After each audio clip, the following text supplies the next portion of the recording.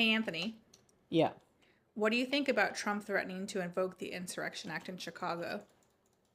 I think he's going to do it. I mean, that's basically been the goal of his deployments of ICE in cities like LA, DC, and most recently Portland and Chicago, is to try and create a pretense for invoking the Insurrection Act and declaring martial law nationally to, further the goals of Project 2025.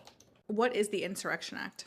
The Insurrection Act is a specific exception to the Posse Comitatus law, which is the law that says that the president cannot use the military on U.S. soil or against U.S. citizens.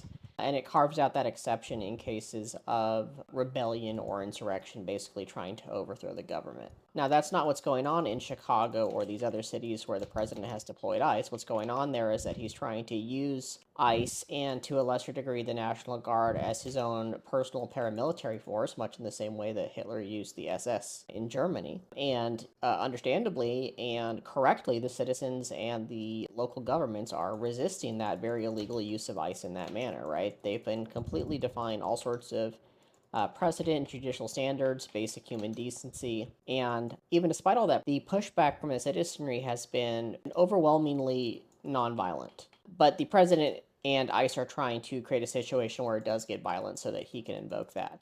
And we're seeing that especially in Chicago right now, where they are basically invading the city in a military manner. We've seen Black Hawk helicopters, which are military helicopters, hovering over the city. We saw the recent raid on the Chicago apartment where they rappelled down from the roof like they were attacking a terrorist cell, broke all the windows, bashed down all the doors. They detained every person in that apartment, including women and children, regardless of their citizenship status or political affiliation. Held them for hours unlawfully and destroyed a bunch of their belongings, right? This is a campaign that's trying to create fear and anger and unrest so that there is a violent boiling over. And then the Trump administration is going to use the problem that it caused, right? Because this is a situation that ICE is creating artificially through terror tactics. The president is trying to use that situation to invoke martial law across the US. And the way the president's describing the situation just matches up with all of that, right? He said today that Portland's on fire. It's been on fire for years.